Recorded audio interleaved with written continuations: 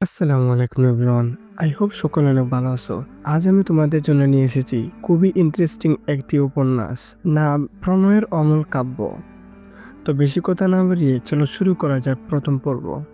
আমি একজন ভার্সিটির লেকচারার, আর তোমরা আমার বিয়ে ঠিক করেছো ক্লাস 10-এর একটা মেয়ের সাথে। তোমাদের মাথা ঠিক আছে? ইরফানের কথায় তার মা বিরক্ত হয়ে বলল, আমাকে কেন এসব বলছো? তোমার বাবাকে গিয়ে বলো। তাছাড়া মেয়েটার আর 1 মাস পরে এসএসসি এক্সাম, এরপর কলেজে উঠে যাবে।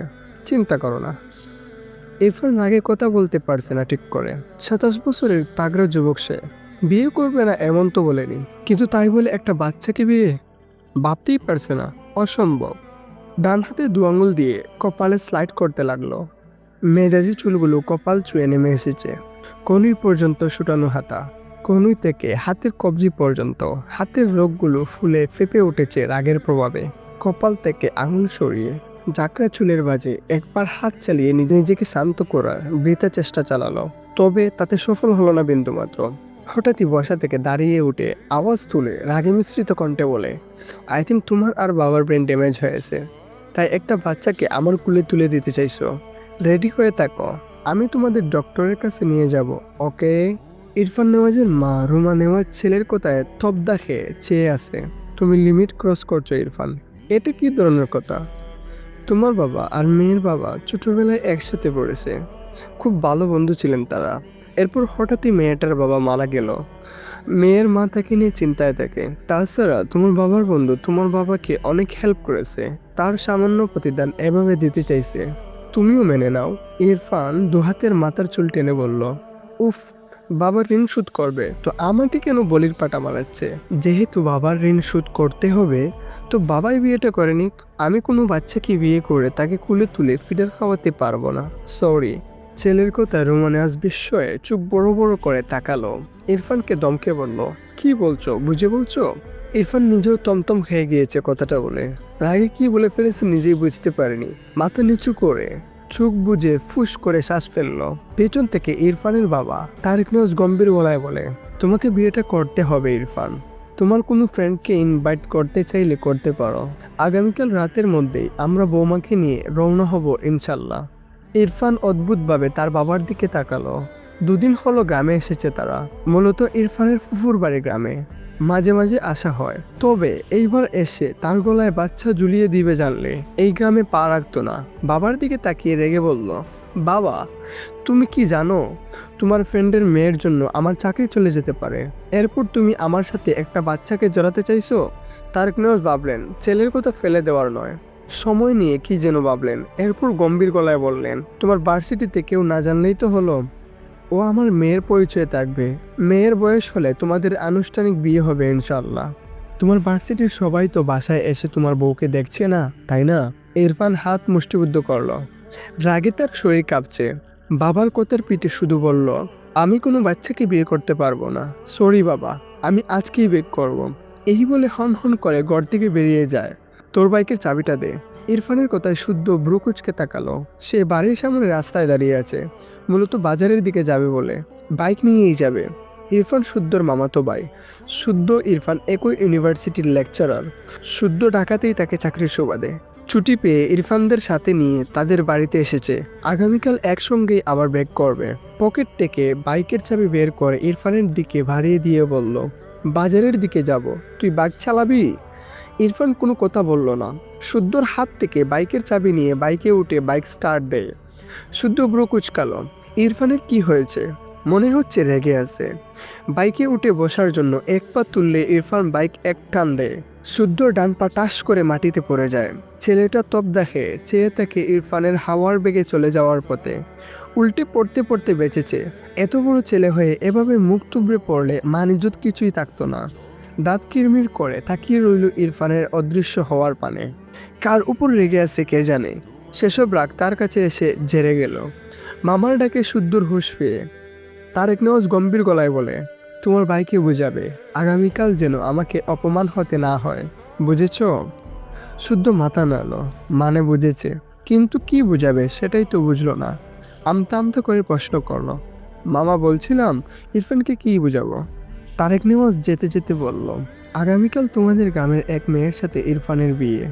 শুদ্ধ মুখ গোল করে বলল, ও, এইবার বুঝেছি ব্যাপার। বাপ বেটা এই নিয়ে ঝামেলা করছে। বাপ বেটাকে বিয়ে করাবে, কিন্তু বেটার তো বিয়ে করার স্বাদ নেই। বাপ তা বোঝে না। দুজনেই যে এক গোয়ালের গরু, দুজনের রাগ জেদ সমান সমান। বাপ বলেছে বিয়ে দিবে মানে দিবেই, বেটা বলেছে বিয়ে করবে না মানে করবে না। তাহলে জিতবেটাকে? একটু থেমে গভীর ভাবনা নিয়ে বলল, মামা আমাকে বুঝাতে বলে গেল, ট্রিক্স তো বলে গেল না। বেটাকে নিজের মতো গাড় তেরা বানিয়ে বোঝানোর দায়িত্ব দিছে আমার উপর। এসব মানা যায়? আমার মামিটাকে জ্বালিয়ে খায়। ইস কি কষ্ট আমার মামির জীবনে। দুই গাড় তেরা টুপ করে এসে কোথা থেকে যে পড়লো। কথাগুলো বিড়বিড়ে বলে নিজেই নিজের মুখ চেপে ধরলো। আজ এত বেফাস কথা বের হচ্ছে কেন তার মুখ দিয়ে? বাপ বেটা তাকে একসাথে ধরলে সে পালাবে কোথায়? স্কুল থেকে এসএসসির অ্যাডমিট নিয়ে বাড়ি ফেরার পথে হঠাৎ রাস্তার অপাশে ফুচকা চটপটির দোকান চোখে পড়ল মাহিরার।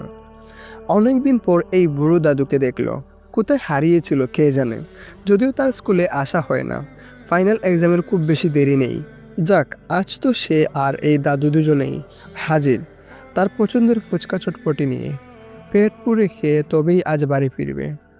যদিও বাড়ি গেলে তার মা তাকে আরও কিছু আপ্যায়ন করে খাওয়াবে। যা খেলে পেট ভরে না, গা ভরে যায়।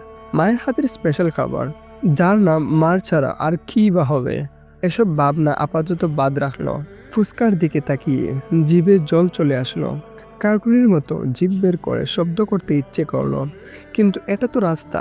এসব বাদ দিয়ে রাস্তার অপাশে যাওয়ার জন্য দ্রুত কদম ফেলে দৌড় লাগালো। রাস্তার মাঝ বরাবর গেলে হঠাৎ দ্রুতগামী একটি বাইক দ্রুততার সহিত ব্রেক কষল। রাস্তার মাঝে সাদা হিজাব পরিহিত এক রমণীকে দেখে মাইরা বাইকের শব্দ পেয়ে ডান দিকে ফিরে তাকালে তার চোখ বড় বড় হয়ে যায়। বাইকের সামনের চাকা মাইরার পায়ের সাথে লাগলে মেয়েটা দপাস করে উপর হয়ে পড়ে যায় পিচঢালা রাস্তার উপর। ঠিক যেমন ছোটবেলায় বাচ্চারা দৌড়াদৌড়ি খেলতে গিয়ে উপর হয়ে পড়ে। বাইকে বসা ছেলেটি মেয়েটির ওপর বাইক চালিয়ে দেওয়া থেকে রোধ করতে পারলেও মাইরার পায়ের সাথে হালকা বেঁধে যায় বাইকের সামনের চাকা। ডান পায়ের গিয়ার একটু উপরে চাকা দ্বারা বাড়ি খেয়ে মাইরা কুকড়ে উঠল। ব্যথায় চোখ মুখ কুচকে নিল। পেটে হালকা চাপ পড়ায় মৃদুস্বরে আর্তনাদ করে উঠল। আজ বোধ হয় তার উপরে যাওয়ার টিকিট কাটা হয়ে গেছে। মনে মনে আওড়ালো, লা ইলাহা ইল্লাল্লাহ। একটু পর নিজের দিকে খেয়াল করে দেখলো, না, সে বেঁচে আছে। মনে মনে আলহামদুলিল্লাহ পড়ল। রাস্তার পিচের হওয়ায় বেশ ভালোই ব্যথা পেয়েছে। দুই হাঁটুতে বোধহয় ছিলে গেছে। যেখানটায় চাকা লেগেছে সেখানে বোধহয় কেটে গিয়েছে। ব্যথায় আঁখি পল্লব পানিতে ভরে উঠেছে, যেন টোকা দিলেই টপটপ করে পানি ঝরবে। মাইরা ধীরে ধীরে ওঠার চেষ্টা করলো। দুই হাতের তালু জ্বলছে। ইরফান বাইক থেকে নেমে দ্রুত পায়ে মাইরার নিকট এসে দাঁড়ালো। অতঃপর গম্ভীর কণ্ঠে বলল, হে, আর ইউ ওকে? ততক্ষণে মাইরা বেশ কষ্ট করে উঠে সোজা হয়ে বসেছে। দাঁড়াতে পারবে কিনা তাই নিয়ে দ্বিধায় ভুগছে। ইরফানের কথায় কোনো উত্তর করলো না। এই বেয়াদব লোকটার জন্যই তার এই অবস্থা। ধীরে ধীরে ওঠার চেষ্টা করছে মাইরা। অর্ধেক দাঁড়িয়েও পায়ের সাথে বড় হিজাব বেঁধে আবারও টাস করে পড়ে যায়। মাইরার মুখে অসহায়ত্ব ফুটে উঠেছে। কোমরে কত ব্যথা গেল। ইরফানের চোখে মুখে বিরক্তির চাপ স্পষ্ট। রাগ এবং অহমিকা সত্ত্বেও সে মেয়েটিকে যেচে প্রশ্ন করলো, কিন্তু মেয়েটি কোনো উত্তর দিল না। ইরফানের মনের মধ্যে এক অদম্য কূপ জেগে উঠল, যেন মুহূর্তে সে মেয়েটির মুখে একটি থাপ্পড় দিতে পারলে শান্তি পেত। মাইরা ভাবছে, এই লোকটা যাচ্ছে না কেন? ভাবনার মাঝে তার সামনে একটা হাত নিজের দিকে এগিয়ে আসতে দেখে মাইরা ভীত হয়। এই লোক তাকে ধরতে আসছে কেন? তার দিকে এভাবে হাত এগিয়ে আনছে কেন? রেগে গেল মেয়েটা, ভয়কে তাড়িয়ে ছেলেটার বাড়ানো হাতের দিকে দৃষ্টি রেখে কণ্ঠে জাজ নিয়ে বলল, একদম আমাকে ছুবেন না। মেয়েদের ছোঁয়ার অভ্যাস নিয়ে বাইরে বের হন কেন? অসহ্য লোক, যত্তা সব। ইরফান বাইক থেকে নেমে আসলে তার পকেট থেকে বাইকের চাবিটা রাস্তায় পড়ে যায়। সেটা তুলতেই হাত বাড়িয়েছিল, কিন্তু মাইরার কথা শুনে তার হাত থেমে যায়। অর্ধেক উপর হয়ে শক্ত চোখে একবার মাইরার দিকে তাকায়। ইচ্ছে করছে এই মেয়েকে তাপড়িয়ে গাল লাল করে দিতে। এমনিতেই তার বাবা মা এক বাচ্চাকে তার গলায় ঝুলিয়ে দিতে চাইছে বলে তার মাথা ঠিক নেই। মাথা ঠান্ডা করতে বের হলো, এখানে আরেক বাচ্চা এসে জুটল, আবার তাকে ভুলভাল পদবি দিচ্ছে। রাগে মাথা ফেটে যাচ্ছে। শক্ত মুখাহিবের গম্ভীর চাহনিতে যুবকটি দাঁতে দাঁত চেপে আওড়ায়, ইডিয়েট। এরপর রাস্তার পরে থাকা চাবিটা তুলে নিল। মাহিরা ইরফানের ইডিয়েট বলা কথাটা শুনেছে, কিন্তু হাত পা কোমরে ব্যথা পেয়েছে ভালোই। তাই আপাতত শরীরে ব্যথায় জর্জরিত হয়ে রইল। মাইরা মাথা নিচু করে লোকটার পায়ের জুতার দিকে তাকিয়ে আছে। চাবি তুলে নিয়ে এখন এমন হামবার মতো তার সামনে দাঁড়িয়ে আছে কেন বুঝলো না। কিছুক্ষণ পর মাইরা মাথা তুলে তাকায়। ছেলেটার পা থেকে মাথা পর্যন্ত দেখলো। পা থেকে গলা পর্যন্ত তো একদম ঠিক আছে। ধূসর কালার প্যান্ট, শরীরে কালো শার্ট জড়ানো, শার্টের হাতা কনুই পর্যন্ত গোটানো।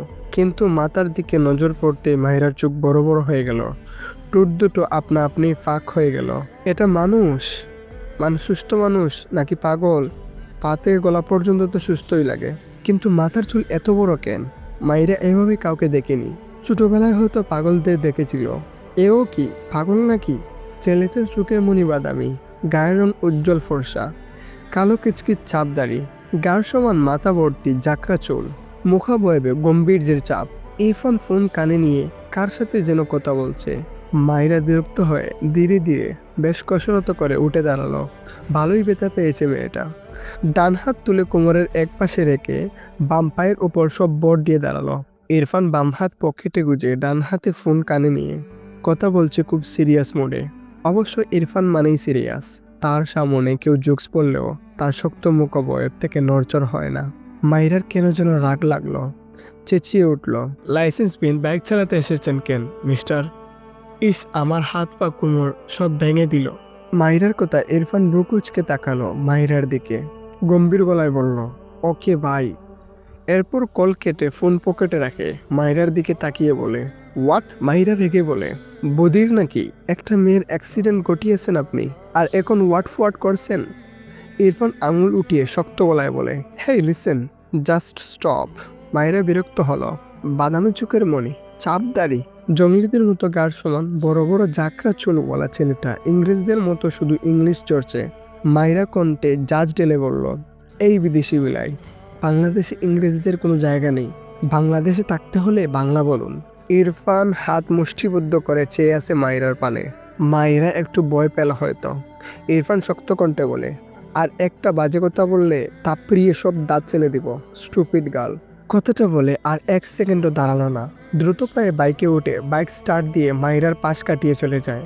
মাইরার কোমরে হাত দিয়ে পিছন থেকে চেঁচিয়ে বলে, শালা ঘুষদাতা, নিশ্চয় ঘুষ দিয়ে লাইসেন্স পেয়েছে, আর এখন রাস্তায় এসে আমার মতো বাচ্চার কোমর বাঁধছে, আমাকে চুতে আসছে, শালা বেয়াদব। ইরফান বোধহয় মাইরার বলা প্রথম দুটো শব্দ শুনতে পেয়েছে। বাইকের স্পিড বাড়িয়েছে। ইচ্ছে তো করছে এই মেয়ের উপর বাইক তুলে দিতে। উফ, এত চাপ নিতে পারছে না। মাইরার খাওয়ার মুড নষ্ট করে দিয়েছে লোকটা। খুঁজিয়ে খুঁজিয়ে আটতে লাগলো। ভিড় করে লোকটাকে বকতে লাগলো, মেয়েটা ভালো, অনেকের কাছে শুনেছি, একটু চঞ্চল তবে ভদ্র। বাবা নেই, বুঝতেই পারছিস। দেখবি মেয়েটা ছোট হলে বড় বোঝেদার হবে। চায়ের টং দোকানের পাশে বাইকে বসে আছে ইরফান। তার সামনে দাঁড়িয়ে শুদ্ধ তার মামাতো ভাই ইরফানকে বোঝাচ্ছে। ইরফানের গম্ভীর মুখাবয়বের কোনো পরিবর্তন নেই। এক মনে ফোন কল করছে। শুদ্ধ হতাশার নিঃশ্বাস ফেলে দোকান থেকে 2 কাপ চা এনে 1 কাপ ইরফানের দিকে এগিয়ে দিলে ইরফান গম্ভীর গলায় বলল, ব্ল্যাক কফি আন। শুদ্ধ ব্রুকুচকে বলল, এই গ্রামে তোর জমিদারি ব্ল্যাক কফি কোথা থেকে আমদানি করব, এটা দিয়ে চালিয়ে নে। ইরফান কিছু বলল না। শুদ্ধ বুঝলো এ খাবে না।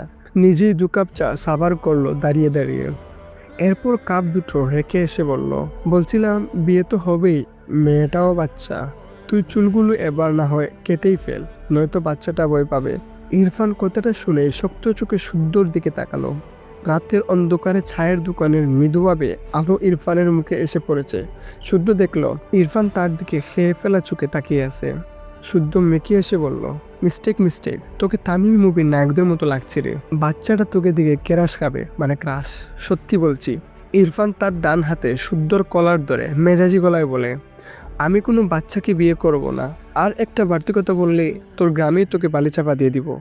শুদ্ধ ইনোসেন্ট ফেস বানিয়ে বলে, ওকে, আমার কলার চার, তোকে বিয়ে করতে হবে না। ইরফান শুদ্ধর কলার থেকে হাত সরিয়ে বাইকের দুপাশে পা দিয়ে বসে টান দিয়ে চলে গেল। শুদ্ধ বিরক্ত হলো, এ আবার কই যায়। ইরফান কবুল বলে উঠে দাঁড়ালো। অতিরিক্ত রাগে তার পুরো শরীর থেকে যেন ধোঁয়া বের হচ্ছে। সে গাড়ি নিয়ে প্রায় অর্ধেক রাস্তা চলে গিয়েছিল। তার মা নাকি অসুস্থ হয়ে গিয়েছে। এসে দেখেছে সত্যি অসুস্থ হয়ে গেছে। প্রেশার ফল করেছিল। কিন্তু এভাবে তাকে বিয়ে করানোর জন্য তার বাবা মা এমন উঠে পড়ে লেগেছে কেন বুঝলো না। বিয়ে করিয়েই ছাড়লো। এইখানে বেশিক্ষণ থাকলে একটা অঘটন ঘটবে। কোনো দিকে তাকালো না, হন কনে বাড়ি থেকে বেরিয়ে গেল। তারেক নেওয়াজ ও রুমা নেওয়াজ ছেলের ব্যবহারে বেশ বিব্রত বোধ করলেন। মাইরার মা ব্রুকুচকে তাকায়। ছেলেটা তার সাথে একবারও কথা বলল না। তিনি কি ভুল করলেন?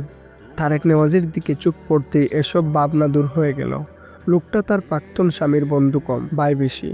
তার মেয়ে এই লোকটার বাড়ির বউ এখন। সেও চিন্তামুক্ত। মেয়েটাকে নিয়ে ভীষণ দুশ্চিন্তায় ছিলেন। মায়েরা কাঁদতে কাঁদতে চোখ মুখ ফুলিয়ে ফেলেছে। তার মা তাকে এত তাড়াতাড়ি কেন বিয়ে দিল? তার বাবা নেই, তাই বলে সে এতই বেশি হয়ে গেল। এসএসসি পরীক্ষাটা পর্যন্ত দিতে দিল না, তাকে বিদেয় করিয়েই ছাড়ল। তার বোনদের থেকে শুনেছে তার বর তার থেকে অনেক বড়। তার মা তার সাথে এমনটা কি করে করতে পারলো? নিজের বাবা নেই বলে বুড়োর সাথে বিয়ে দিয়ে দিবে?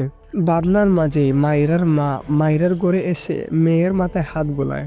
মোহনা বেগম মেয়ের মাথায় চুমু খেয়ে বলেন, আমি তোর মা, খারাপ চাই না তোর। তোর দায়িত্বটা কারো হাতে দিয়ে আমি এবার নিশ্চিত হলাম। ও বাড়ি গিয়ে আমার মান রাখবি, কেমন? সবার সাথে মিলেমিশে থাকবি। তোর সুখী মুখটা দেখতে চাই। তাই এই বিয়েটা মেনে মন দিয়ে সংসার করবি, কেমন? মাইরার চোখ থেকে টুকটুক করে জল গড়িয়ে পড়ে। ভাঙা গলায় মাথা নিচু করে আওড়ায়, আমার নিজের আব্বু বেঁচে থাকলে আজ এই দিন দেখতে হতো না, তাই না মা? সৎ আব্বুরা বুঝি মেয়েদের তাড়ানোর জন্য এভাবেই উঠে পড়ে লাগে। মাহিরার মা কিছু বলতে পারলেন না। মাহিরা নাক টেনে বলল, চিন্তা করো না মা, আমি আর তোমার সংসারে ঝামেলা বাড়াবো না। তোমরা ভালো থেকো। কথাটা বলে নিজেই বেরিয়ে গেল। মাহিরার মা চলচল দৃষ্টিতে চেয়ে রইল মাহিরার দিকে।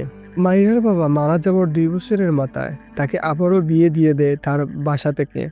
মাহিরা তখন ক্লাস 4-এ পড়ে। বিয়ের আগে সে বলেছিল তার একটি মেয়ে আছে।